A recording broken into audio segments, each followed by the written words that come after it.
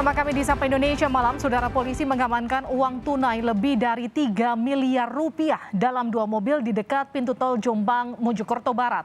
Polisi menduga ada perbuatan melawan hukum terkait dengan temuan ini. Tumpukan uang baru senilai 3,7 miliar rupiah terdiri dari berbagai pecahan mulai dari 2.000, 5.000 hingga 20.000 rupiah. Polisi memastikan keaslian uang baru yang masih tersegel setelah berkoordinasi dengan pihak Bank Indonesia Surabaya.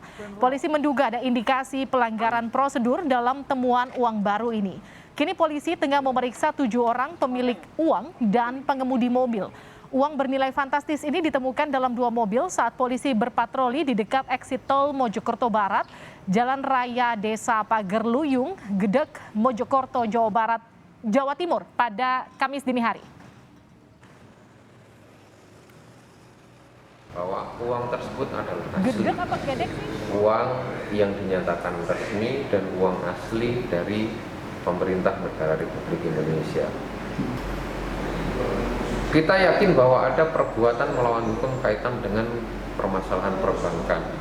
Jadi kalau kemudian ada uang dari Jawa Barat sampai ke Jawa Timur yang melintasi 2 provinsi besar, itu ada sesuatu yang menjadi pertanyaan besar, dan hasil diskusi tim penyidik dengan ahli pidana, ahli perbankan menyimpulkan bahwa ada peristiwa pidana itu, dan ini masih menjadi bagian pendalaman kami.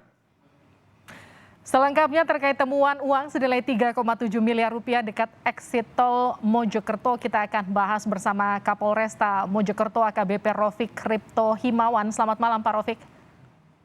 Selamat malam, Mbak Vivi. Pak Rofik, jadi apa yang janggal dari temuan uang 3,7 miliar ini?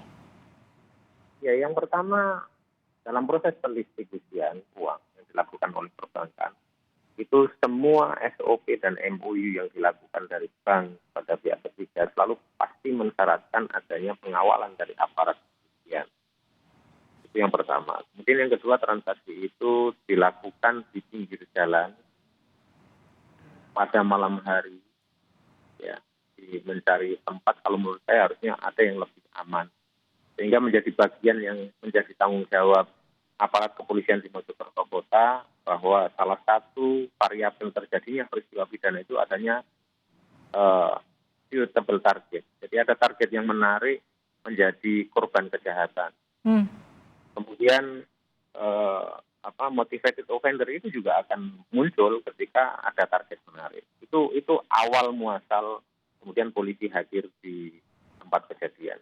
Nah, hasil pemeriksaan yang kita lakukan setelah 1 kali 24 jam berdiskusi dan melihat fakta-fakta hukum yang menyertai, kita melihat bahwa ada prosedur yang dilanggar oleh pihak-pihak terkait, terutama dalam proses pendistribusian uang, kemudian proses-proses kaitan legalitas yang harus menyertai uang itu didistribusikan, termasuk juga dalam proses pencatatan yang itu diatur semuanya, baik di Undang-Undang tentang mata uang maupun Undang-Undang tentang perbankan.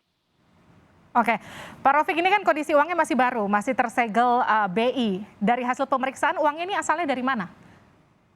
Ya, kalau dari pemeriksaan hasil penyidikan ini bahwa betul itu uang asli, uang yang dikeluarkan oleh BI Jawa Barat, kemudian didistribusikan melalui fasilitas salah satu bank yang ada di Jawa Barat, kemudian terjadi pertemuan di Jawa Tengah, dari Jawa Tengah kemudian diambil alih oleh beberapa orang yang dia berangkat dari Jawa Timur, kemudian rencananya didistribusikan di beberapa kabupaten di wilayah Jawa Timur. Oke, didistribusikan di beberapa kabupaten di Jawa Timur untuk apa, Pak Rofik? Ya, ini Mbak, biasanya kalau Ramadan kemudian menjelang Idul Fitri itu masyarakat ini kan memiliki budaya menukarkan uang baru. Oke. Nah, transaksi yang terjadi, perdagangan uang baru yang ada di pinggir-pinggir jalan, itu seluruh masyarakat juga bisa mengakses bahwa di Bank Indonesia juga sedang mengeluarkan aturan bahwa itu dilarang. Tapi memang larangan yang dikeluarkan oleh Bank Indonesia itu tidak memiliki sanksi hukum. Itu tidak tertulis bahwa ada sanksi hukum. Kemudian kalau kita juga baca fatwa dari MUI, itu mengatakan dengan jelas bahwa itu masuk kategori riba. Nah, kalau sudah tahu riba, harusnya tidak kita lakukan. Kemudian yang ketiga juga mengundang kerawanan-kerawanan karena standarisasi pengamanan ketika uang-uang itu dijajakan di pinggir jalan Mhm. itu juga akan mengundang kerawanan-kerawanan baru. Dan yang keempat, Mbak, yang tidak kalah penting, bahwa kalau kemudian budaya-budaya yang salah ini kita biarkan, kita sedang memberikan sebuah pelajaran salah kepada generasi, Oke. Mbak, yang Baik, Pak Rofik, yang kemudian jadi pertanyaan, ketika tadi transaksi penukaran uang di pinggir jalan ini tidak punya katakanlah dianggap tidak melanggar hukum, artinya indikasi perbuatan melawan hukum yang tengah didalami polisi saat ini apa? dalam proses pendistribusiannya. Dalam proses pendistribusian itu diatur bahwa pihak ketiga yang boleh mendistribusikan uang dari bank sampai ke end user dalam hal ini masyarakat, itu dia memiliki SOP-SOP. Kemudian Oke. proses pengeluarannya juga ada tahapan-tahapan. Dan legalitas yang menyertai juga sudah ditentukan. Baik, ini ada 7 orang pemilik uang ini kabarnya, betul? Masih kita dalami, Mbak. Kalau hanya sekedar pengakuan, tentunya itu belum fakta hukum.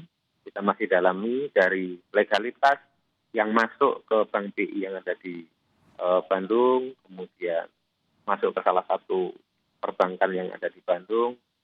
Transaksi itu sebenarnya berbunyi seperti apa? Karena kalau kemudian kita hanya berdasarkan pengakuan, tidak ada alat bukti lain, saya rasa kemudian itu persepsi. Persepsi bisa jadi berbeda-beda. Tapi kalau fakta hukum tentunya itu yang akan kita sorong dan kita suguhkan di dalam proses peradilan.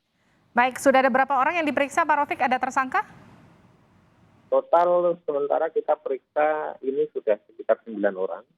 Untuk tersangka kita belum bisa tentukan, tapi masih dalam proses analisa lebih intensif supaya kita yakin bahwa alat bukti yang akan kita masukkan di dalam berkas ini mengarah kepada orang yang harus paling bertanggung jawab.